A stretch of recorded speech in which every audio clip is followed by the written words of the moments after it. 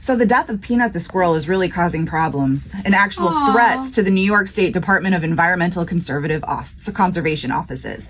So if you're not familiar with Peanut the squirrel, because we haven't talked about Peanut too much on the show, but Peanut was a really famous squirrel.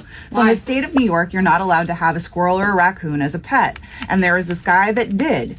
But Peanut was really famous on social media. It had its own account and everything. So that's kind of what blew the whistle and was like, oh, so you have a squirrel and a raccoon living in your house. So the Department of Environmental Conservation offices show up at Homeboy's house and they're like, okay, we need to investigate what's going on here, maybe rabies or whatever. But while they were inside the home, Peanut bit one of them. Because Peanut's like, you're in my house and you're invading it, so it bit one.